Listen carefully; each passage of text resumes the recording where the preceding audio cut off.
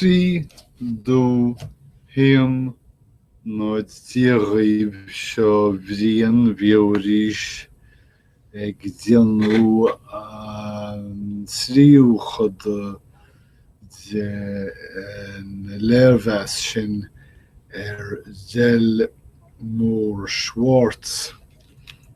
Cheann de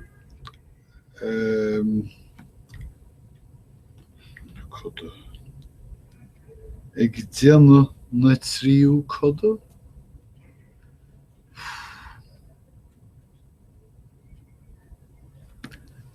Deir mé déanú an tríú chuid. Fiú agus is agam go bhfuil an focail banin scineach, mar tá sagam go ndeanann na hibhreacha ábhardacha sin céad dara tríú go ndeanann si difríocht. Cad é difríocht níl sagam. Cubí tired and unhappy you think of houses. Níl sagam céir dis brí leis teideal sin ach tá na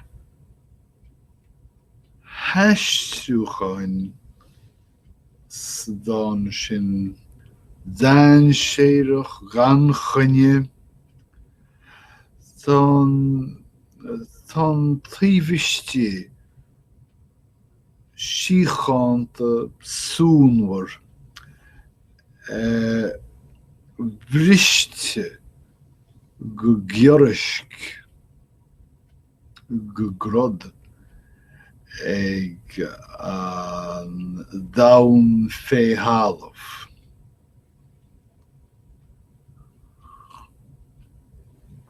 Tagart beidir de Orpheus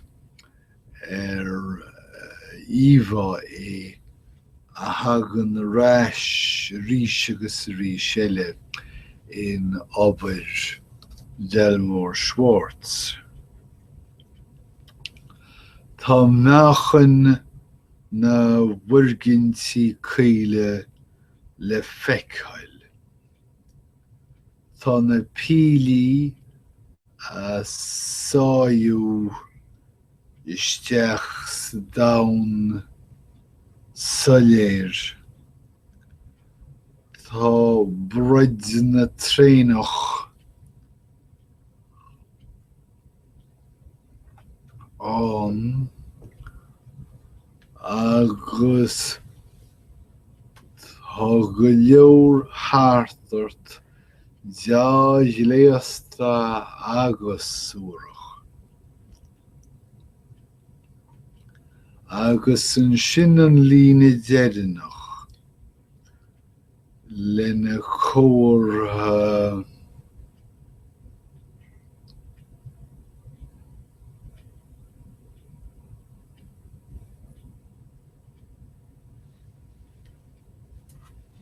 nach éisteach sin is.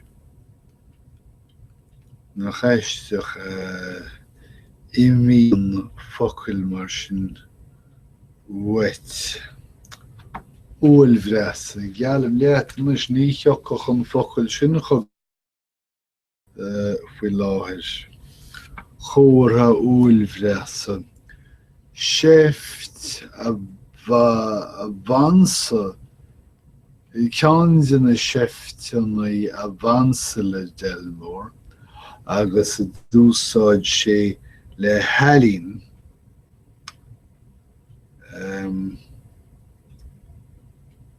Tugann an líne seo léiriú phlába na ngeataí íreanna agus cluinne maorga an scipéid chláirithe ag simú sús an tátal.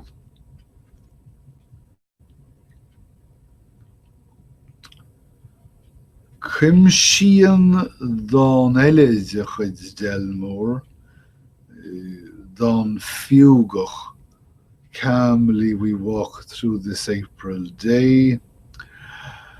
Rint dá híor héamai, síl na carach, anim necha card a rawaithne gorab.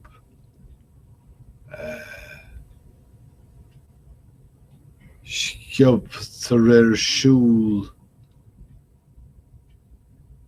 go leor daoine inúna ach thairn rud deile faitís nó feasacht raibh an crunne ghóir neamach I bheistes leabh na páirce Carraí.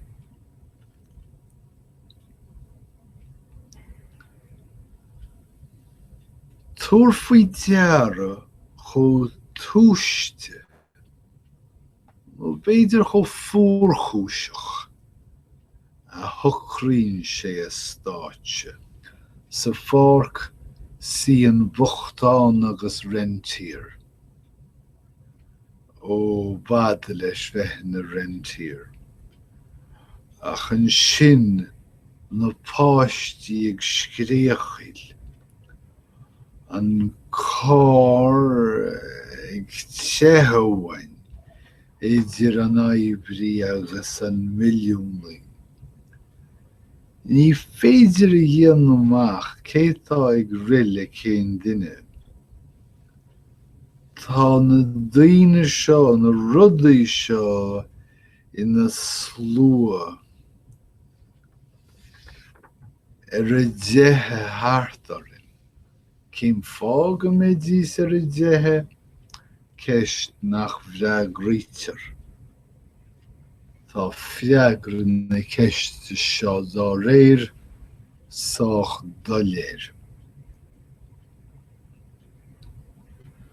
Ní leithne agan ar na daoine anim níonn sé ina gcáint ach tarlaíonn sé go mo cháirde dá chuid iad. Ach is féidir líne de léamh mar iarachtaí é a dóchasacha an radharc teithich seo a bhuainniu, bhuainne a thuirt dó ach sciobtar imlaimena é. An tám seo críochnaíonn an athrá fiúgach I drost pianóir an chlásúir.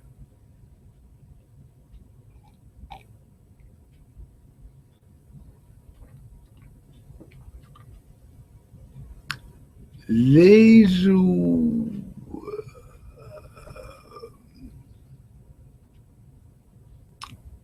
muoileasnéiseach is fhilíocht Delmore Schwartz an síl pianóir as a deasca sé. Ní lánach scáil mílíoch, mhuiteach,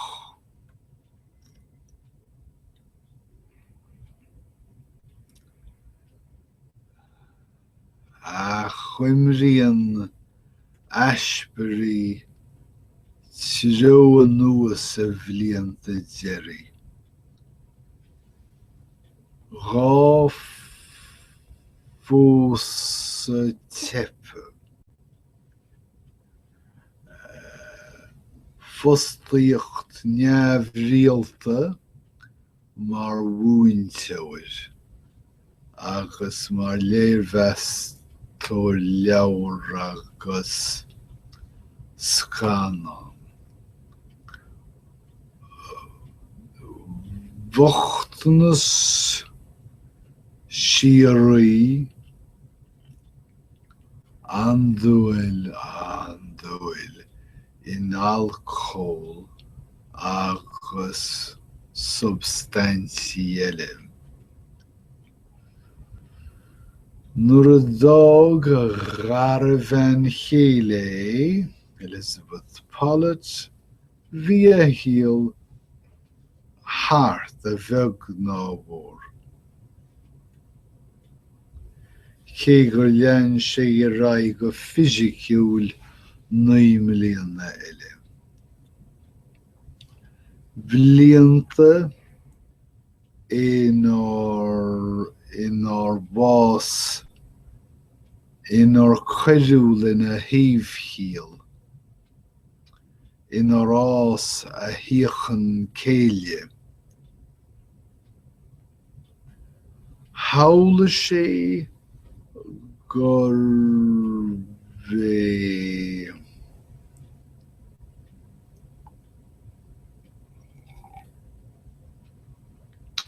bhí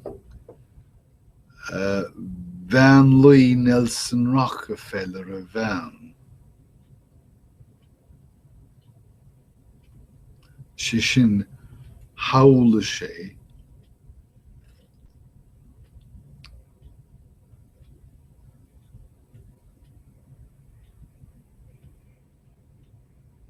gur bhí a bhean Van Louis Nelson Rockefeller. Caitheadh mé smaoine ar a gcopailim sin. Agus go raibh an tugtarán Kennedy agus an pápa I man cóchelige ina aghaidh. Chuir cáirde Sáil Bheile ina measc, airgid le chéile le híchas a chomhaiseáil psichiatrach, ach ní raibh sé sna hospidéal psichiatrach a bhfad. Ag filleadh gúnaí na háitní a binúna thó in Greenwich Village agus árasáin a deir níos brocaí in an lei. Bhí Robert Lowell Crín ceart ina chuirsís Delmore Schwartz. Bhí gran de aisling go dtí gur thaochtaí an insleachtán. Deir tú teamh gan taca. Tháinig do línte crosach ar é chéile. Neamh chosúil agus chosúil. Delmore tanim cráite le gota bháin agus seacht gunsan. Culla Gabardine gha na roimhe. Ag breathnú súile roschailt siomra na feasa gan inneoga. The nótaí Joyce agus irisí porno. Na sailse trácht ag cíocha cód chugad sa bháin. Tú ag breathnú na tábhairní le súile na mangal. Ach lean sé a raibh ag scríobh fhilíochta. Dail sé summer knowledge sa bhliain 1959. Cnúsach dáanta as sean leabhar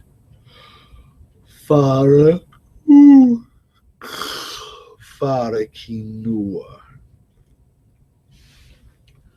Tá clíona ag is critice na dáanta seo a choileáil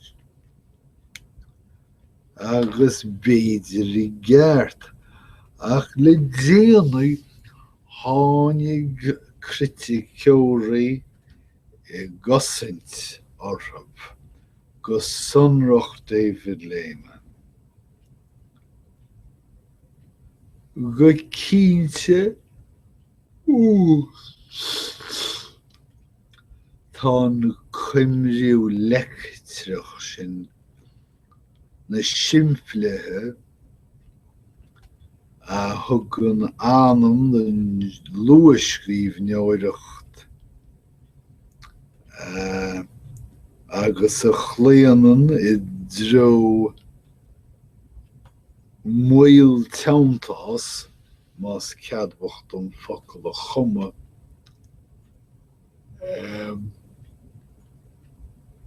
I nasnamh.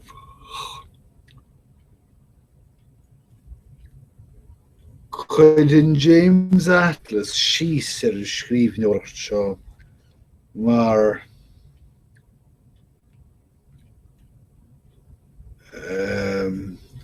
eisiúintí fánacha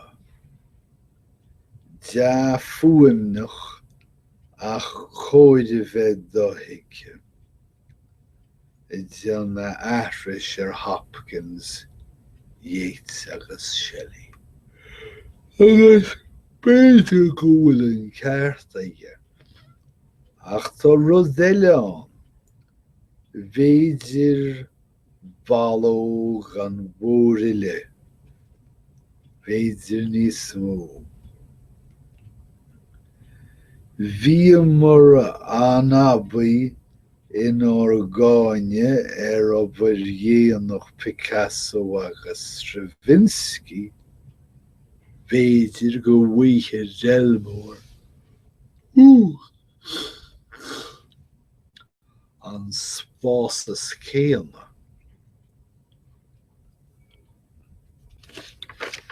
Beidir fágan John Ashbery fuaine an cinenne dhéanam. Ach bhain bhfuil cumra saorga oibrithe ar an ará sna dáiltear ar dús. Ach sa deireadh stíl nuair recaireachta ag an John Ashbery le muil chaint dithneasach dá chuid féin ige. Agus sin an méid atá le rá agam, tásúil agam gur bhain sibh taitneamh as an Léirmheas sin Delmore Schwartz, buí Arno John Ashbery agus ní mise a scríomh é, ní raibh siúlam ach aistriú. So sinna méid Guím rá aribh go léir agus tásúil agam go mbeidh muid a caint arís ar a bhád. Beannacht déart.